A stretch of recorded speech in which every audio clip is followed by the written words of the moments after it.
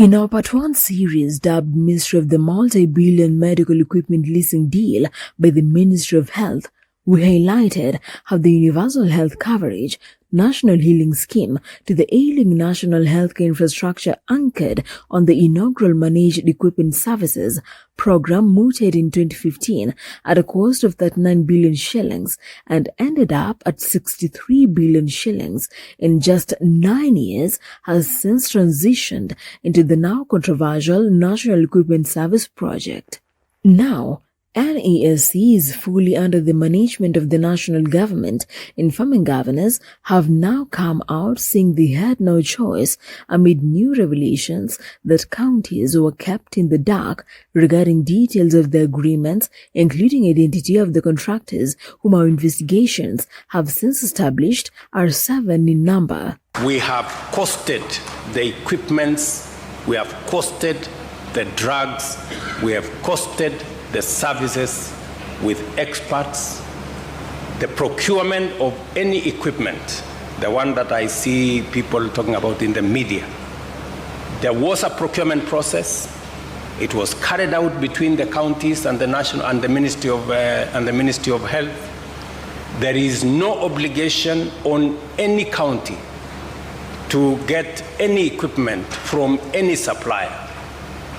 There is no one supplier. I think there are 7 or so suppliers. Senators have raised concerns over the legality of multi-billion shilling contracts signed between counties and the national government for the lease of the new medical equipment aimed at supplying medical devices to county hospitals under the National Equipment Service project. However, lawmakers are questioning the transparency of the process and the potential financial impact on healthcare delivery in Kenya. While appearing before the Senate Public Accounts Committee on December 3, 2024, Nyeri Governor Mutahi Kahiga, who is the vice chairperson of the Council of Governors, blew the lead off over the new medical equipment leasing deal under National Equipment Service project, terming it as shadowy. He admitted that county governments were left with little choice but to sign the contracts despite being kept in the dark about crucial details including the identities of the suppliers. Kahiga described the situation as a desperate move due to the failure of the previous medical equipment service project, which saw billions of shillings lost on faulty equipment. Senate PAC Chairman Moses Kajwang demanded clarity from the governors, asking how the decision to procure their medical equipment was made and under what a legal framework. Kajwang posed, adding that it would be difficult to defend devolution if governors allowed such opaque arrangements. Quote-unquote, how was the decision made and under what procurement law? How sure are you that the cost of running the equipment constitutes value for money? Kahiga explained that counties were left with no choice but to agree, citing financial constraints that made it impossible for them to purchase the required medical equipment. Kahiga told the committee, quote-unquote, we had no option but to sign the deal. Counties do not have the funds to buy this equipment. End of quote. He added, we did not procure the machines. It's the Ministry of Health that did the procurement. They even put the advertisements in the newspapers. We were not involved. End of quote. Kahiga further explained that counties were asked to collect from 23 lots of equipment needed for local hospitals, but it was only after making these selections that they learned which companies would be providing the machines. Kahiga said, quote-unquote, what they have done is set 23 lots of equipment, so you pick a lot that you think is required for your specific hospital. After picking, you know the providers. End of quote. He added, quote-unquote, but whoever selected them, that was a program decided by the national government. We're just landlords. End of quote. He stressed the urgent need for dialysis machines in county hospitals, warning that without them, patients were at risk. Kahiga said, quote-unquote, currently, dialysis machines are not working in the county government hospitals because the equipment provided under MES has run its course. Anyone that is being put in those machines is risking their life. End of quote. The NESP, launched as a successor to the controversial MES, aims to provide medical equipment to county hospitals on a leasing basis. Under the scheme, an undisclosed supplier will install machines in county facilities and receive payments directly from the contentious Social Health Authority. However, critics have expressed concern that the leasing fees may consume most of the funds allocated to healthcare, leaving counties with minimal resources for actual healthcare delivery. Senators have described the NESP as opaque and akin to the MES scandal, which saw the Kenyan government spend 63 billion shillings on dysfunctional medical equipment. At least 37 counties have already signed agreements with the Ministry of Health to supply the medical gadgets, but the identities of the suppliers remain unclear. When contacted for comment on October 23, 2024, during our initial broadcast, dubbed From MES to NESP, Mystery of the Multi-Billion Medical Equipment Leasing Deal by MoH Part 1, Health CS Deborah Mulongo Barasa did not respond to our queries.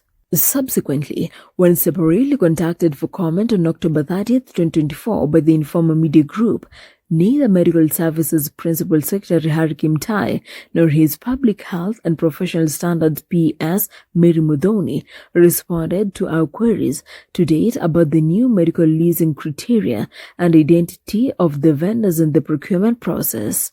However, in what is shaping up to be a new multi-billion deal shrouded in secrecy, Governor Kahiga informed the Senate PAC committee that the Ministry of Health had driven the NESP with a limited input from governors, effectively sidelining their input. In one of our queries, we sought to know if the county governments made recommendations to the Ministry of Health on the priority health needs of their respective counties to inform the most ideal medical equipment for service provision in the different parts of the country in the new medical leasing deal, but no response has been forthcoming for over a month now. And in what now points to exclusion of county government's involvement in the lucrative venture aimed at addressing healthcare needs in their respective devolved units, Governor Kahiga told PAC committee that the ministry handled the procurement process and presented a small group of governors with information about the project.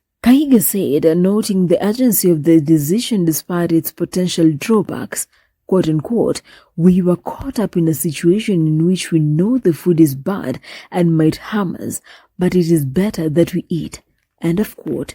During the session, Nyeri County Attorney Kimani Rushuya also raised concerns about the legality of the deal.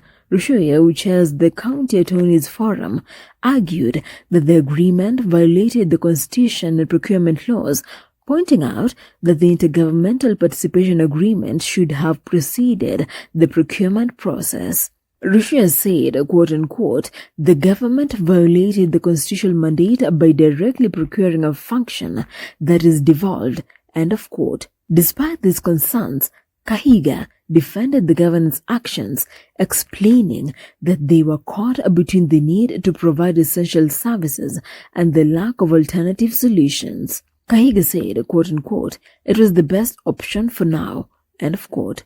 Senators criticized the deal as shady. Busia Senator Okiya Omtata demanded that Kahiga specify the legal clauses that allowed counties to sign the agreements. Isiolo Senator Fatuma Dulo accused the governors of not fully understanding the program's operations, suggesting that the deal could be worse than the MES scandal. Dulo said, quote unquote, "It appears you're confused and don't know how the program ran," end of quote. Nandi Senator Samson Cherargei criticized the governors for cooperating with the national government in a way that undermines the Constitution's fourth schedule, which outlines the functions of county governments. Cherargei warned, quote unquote, "You should resist this attempt to glue back county functions by the national government. If we allow that, then we will be killing devolution," end of quote.